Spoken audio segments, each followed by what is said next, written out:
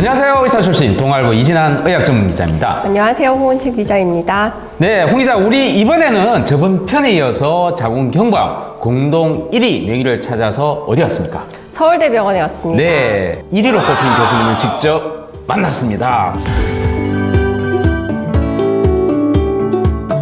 안녕하세요. 안녕하세요. 이제 서울대병원 산부인과에서 교수로 근무하고 있는 김희승이라고 합니다. 소감 한마디 부탁드리겠습니다. 일단 연락을 받고 굉장히 놀랬고요. 발령받은 이후로 이제 경부암 환자분들은 계속 좀 많이 신경을 썼습니다. 워낙 어려운 경우도 많고, 근데 이제 의사로서 할 수 있는 게 제한이 돼 있지만은 그런 부분을 계속 놓지 않고 있었던 포인트가 아마 좀 점수를 잘 주신 게 아닌가 생각을 하고 있고요. 선정해 주셔서 정말 다시 한번 감사 인사드리겠습니다. 네.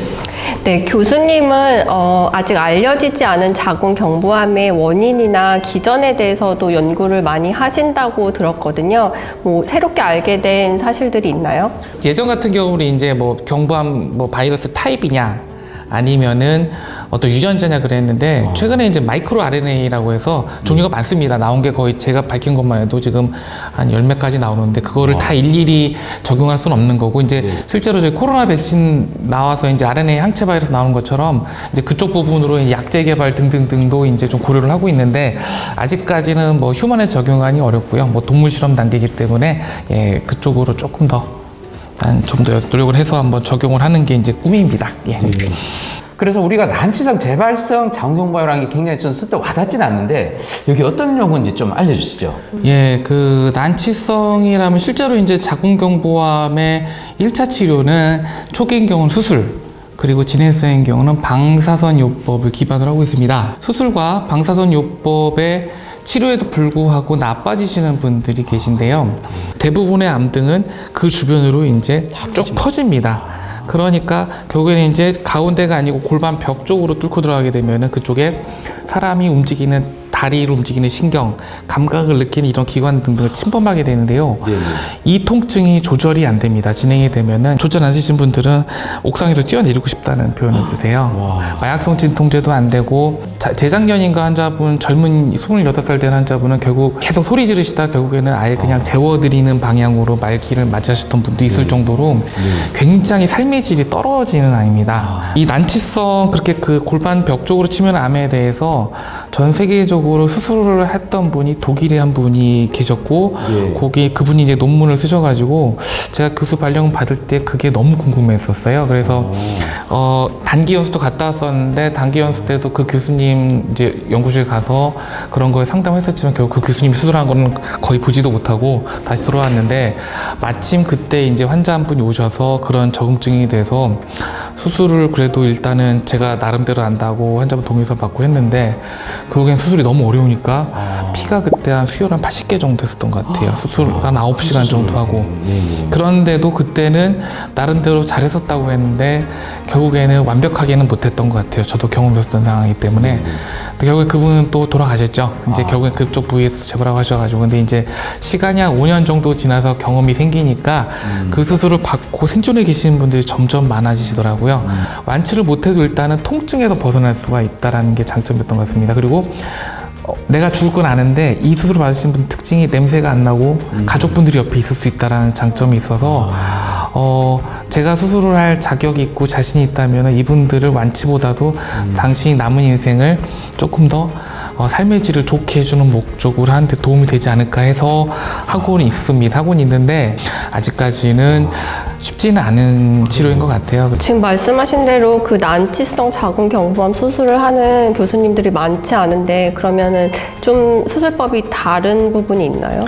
결국 아까 말씀드린 것처럼 경부가 있던 중앙에서 하게 되면은 방광하고 장하고 질 부위만 제거하면 됩니다. 근데 이 수술은 그쪽에 있는 혈관을 다 제거를 해야 됩니다.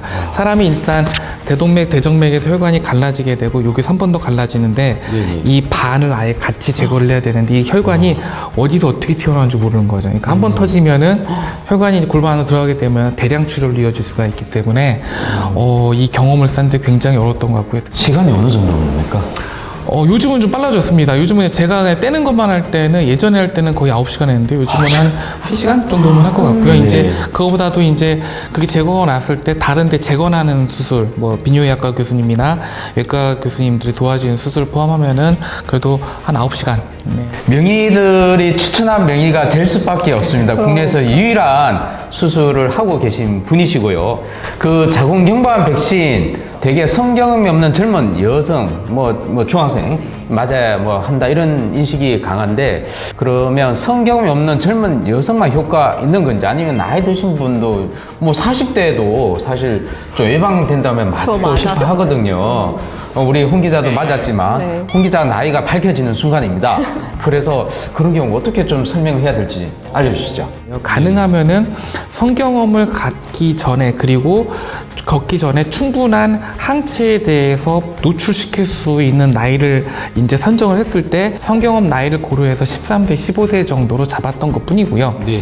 젊은 분들이 코스를 다 밟게 되면은 이론적으로 100%가 예방한다고 가정했을 때 이후의 분들도 70%에서 65% 정도는 예방이 되는 것으로 기대를 하고 있습니다. 이미 대부분은 몸 관리에 신경을 못 쓰신 경우가 많기 때문에 맞으셔도 되지만 그냥 국가검진만 잘 받으셔도 조기에 발견된다 정도로 이제 설명을 드리고 진행하고 있고요. 결론적으로는 맞으시는 게 어떤 나이대든지 간에 효과는 있을 것으로 기대를 하고 있습니다. 아, 그렇구나. 사람들이 난치성, 재발성 자궁경부암 치료를 일단 많이 하시니까 굉장히 그 기대가 많을 것 같은데 실제로는 그렇지는 않죠. 어떻습니까? 이거 수술을 권고드리는 거는 뭐 네네. 제가 수술을 뭐 험하게 하고 잘한다 이런 걸 한 게 아니고 대안이 없는 분들입니다. 네. 뭐 재발하시고서 뭐 항암이든 명확항암제든 뭐 등등 하시다가 네. 도저히 방법이 없는 분들이 중에서 상당수가 수술적으로 도움을 받을 수 있는 분들이 꽤 있다라는 거죠. 그분들은 하루가 소중한 분들이거든요. 내가 병이 없이 하루를 산다라는 건 그분들한테는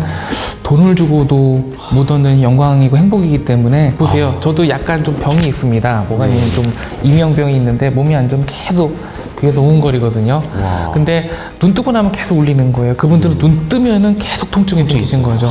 이게 사람 완전 미치는 거죠. 근데 이거를 몇 개월이라도 자유롭게 해드리는 게 제가 할 수 있다면 도움이 되는 거고요. 그래서 이 수술은 치료긴 치료인데 절대로 이걸로 환자분들한테 뭐 완치 희망 이런 걸로 드리기는 좀 어렵다는 건 사실일 것 같습니다. 예. 자, 무엇보다도 사실 자궁에 문제가 안 생기는 게 제일 중요하고 자궁 건강을 위해서 관리하는 요령도 좀 있으면 좋겠다. 많은 분들이 그런 좀 질문 해달라고 하셨습니다. 좀 알려주십시오. 경부암 쪽은 아직까지는 변하지 않는 원칙이 있습니다. 뭐냐면은 교과서적으로 나온 게 가장 맞는 것 같고요. 결국에는 인유두종 바이러스에 대한 노출이 결국에는 줄어들어야 되는 건데 그럼 대부분 물어보시는 게 성관계를 하지 말라는 것이냐 라는 거거든요. 실제로 그러지는 않습니다. 저희 감기 환자도 보신 것처럼 저희 태시반약 지하철을 탔는데 앞에 네네. 어떤 환자가 기침 팍 했어요. 네네. 근데 이제 두 분은 괜찮아요. 저만 걸렸다라는 거죠. 마찬가지로 같이 바이러스의 어떤 일정량이 노출됐을 경우에 어떤 여성분들은 그만큼 빨리 감염이 되고 어떤 분은 안 된다라는 건데요. 네네. 결국에는 이제 바이러스에 관련된 노출이 어떻게 될 것이냐라는 게 관건인데 바이러스의 특징은 점막, 점액 뭐 이런 쪽에서 잘 살아남기 때문에 그것이 어떻게 유입이 됐었나 대표적인 게 이제 뒷물이죠. 여성분들 같은 경우는 그런 경우도 감염이 될 수가 있는 루트이기 때문에 그냥 일상생활만 잘 하시면 됩니다. 그 검진만 잘 받으시면 되고요. 네네. 먹고 운동하고 이런 거에 대해서는 크게 영향받지는 않지만은 권고드리는 거는 부정출혈 그러니까 내가 예측 못했던 출혈이 있을 때 그리고 특별하게 이제 어떤 그런 거에 노출이 많은 직업이 있을 때 이런 경우라면은 꼭 자주 검사를 받으시고 언제든지 초기에 안전하게 잡아낼 수 있는 게 경부암이다라고 얘기할 수 있을 것 같습니다. 예. 근데 여자들은 화장실 이런 데 대중 화장실 있잖아요. 네, 예. 그런 데서도 좀 감염되고 그런 경우가 많죠. 이론적으로는 가능하죠. 왜냐하면 이제 비대라고 그러죠. 이렇게 물 쫙 쏠 때요. 그런데 누군가 뭔가 이게 분비물이 왕창 묻었다. 뭐 이런 경우에서 팍 쐈는데 그 코로나도 보면은 파티클이 작으니까 몇 미터 날아간다 이런 것처럼 그렇게 가능은 하지요. 근데 가능은 한데 한 번으로 이렇게 막 확 잘못된 그러진 않고요. 네, 교수님 연구도 많이 하시고 앞으로 계획이 되게 궁금하고요. 또 환자들한테 당부하실 말씀도 있으실 것 같아요. 우스갯소리로는 이제 나이가 저도 먹고 있어가지고 집력이 떨어지고 있어서 예 가끔 이제 이거 해서 살아남으신 분들은 동네 분들 끌고 오시거든요. 그래서 이제 좀 그만 좀 이렇게 되게 되는데 농담이고요. 일단은 이 경부암 환자분들은 저는 외로운 병이라는 얘기를 드립니다. 근데 솔직히 이 환자분들을 보면서 제 와이프나 가족들, 그래 좀 더 저 딸이 셋인데 여성분들한테 더 많은 신경 쓴 건 사실입니다. 이분들은 본인이 어떻게 나빠지는 거에 대해서 굉장히 잘 알고 있고 외롭다는 걸 알고 계시거든요. 근데 검진 예방은 여러분들이 충분히 할 수 있고 설령 이 병에 걸리더라도 치료의 기회가 많다라는 거. 그래서 경부암 환자분들은 외롭지 않은 치료를 받을 수 있다는 게 요즘 우리 시스템에서 말씀드릴 것 같고요. 자, 우리 마지막으로 인터뷰를 마치기에 앞서서 자궁경부암에 대해서 인터넷상에 떠도는 다양한 썰들이 있는데요. 저희가 한 문장씩 읽으면 교수님께서 OX 요걸 들어주시면 도움이 되겠습니다. 자, 첫 번째, 자, 인유도 바이러스 HPV는 우리 주변에 흔하다. 교수님 답변 하나, 둘, 셋 올려주세요.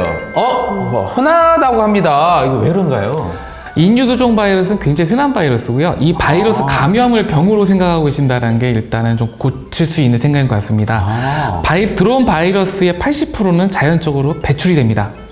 15% 정도가 이제 지속 감염이 되고 이분들이 문제가 되는 거거든요. 네, 두 번째, 인유두종 바이러스 감염은 비위생적이어서 감염된다. 맞나요? 하나, 둘, 셋. 예. 아니다. 야, 아무래도 좀 비위생적인 생각을 많이 할 것 같은데, 네. 비위생에 대한 개념이 결국에는 내 몸을 어떻게 깨끗이 하면은 덜 걸릴 것이냐인데, 그건 아닌 것 같습니다. 내가 얼마나 받을 수 있는지 숙주 요인이라고 그러죠. 이것도 있습니다. 그렇기 때문에, 말씀드린 것처럼 바이러스 감염 자체는 병이 아닙니다. 병이 아니고 그것이 수년간 남아서 지속 감염을 유발하는 경우에 병이 되는 거기 때문에 어떤 위생 문제 이런 건 특히 국내 같은 환경에서는 암 자체 관련된 바이러스는 크게 관련이 없을 것이다. 그렇게 있을 것 같습니다. 예. 알겠습니다. 아주 명쾌한 답변 고맙습니다. 세 번째 질문 또 들어가겠습니다. 자, 모든 인유두종 바이러스는 암을 유발한다. 우리 교수님 답변 또 들어보도록 하겠습니다. 여러분도 한번 맞춰보시고 시작하겠습니다. 하나, 둘, 셋. 네, 유발하지 않는다입니다. 왜 그런가요? 네네. 경부암 관련된 인유두종 바이러스의 타입이라고 그러죠. 그 종류가 거의 한 180개 이상이 알려져 있는데 문제는 이 중에서 흔한 유형들이 특정 종양을 일으키는 거죠. 근데 이제 문제는 아까 말씀드린 것처럼 백신이 도입이 되면서 경부암이 상당히 많이 감소했습니다. 다른 타입 이 이제 갑자기 이제 상대적으로 증가를 하게 돼가지고 거기에 대한 역학조사는 조금 이제 할 시기가 된 것 같지만 결론적으로 바이러스 모두가 다 암을 유발하지는 않고 대표 주자들이 있다 이렇게 생각하시면 될 것 같습니다. 백신을 접종하면 인유두종 바이러스에 감염이 됐더라도 치료가 된다. 하나, 둘, 셋. 오. 치료가 안 된다는 되나요? 얘기네요. 좀 시간차라고 말씀드릴 것 같고요. 지금 저희가 맞고 있는 백신은 바이러스에 대한 감염을 예방해주는 백신입니다. 이미 감염이 돼 있는 것들은 결국 내 몸에서 아까 말씀드린 것처럼 내보내야 됩니다. 그렇기 때문에 내가 감염이 됐다. 근데 백신을 걱정 맞고 싶다. 이거는 그 다음 감염에 대한 예방 효과고 지금 감염에 대해서는 스스로 저절로 없어지는 거를 기대하는 게 일단 제일 중요할 것 같고요. 치료 백신도 연구가 계속 되고 있습니다. 한창 임상시험이 시도 중이기 때문에 일반 분들이 아시는 경부암 백신은 치료 백신이 아니고 예방 백신이다 라고 말씀드릴 수 있을 것 같습니다. 자, 자궁경부암 백신을 맞으면 난소암이라든지 각종 부인암 걱정이 없다. 교수님 답변 들어보도록 하겠습니다. 하나, 둘, 셋. 아니네요. 아니야. 자궁경부암은 검진을 했을 때 의사들이 육안으로 확인할 수가 있기 때문에 조금만 이상이 있으면은 더 전문가에게 보내고 할 수가 있습니다. 근데 소리 소문 없이 나타나는 암이 난소암이어서 현재까지 여성암 중에서 가장 난치성으로 알려져 있고요. 그렇기 때문에 백신하고는 물론 상관은 없지만 아직까지 난치성인 종양은 난소암인 거는 변함이 없는 것 같고요. 네, 알겠습니다.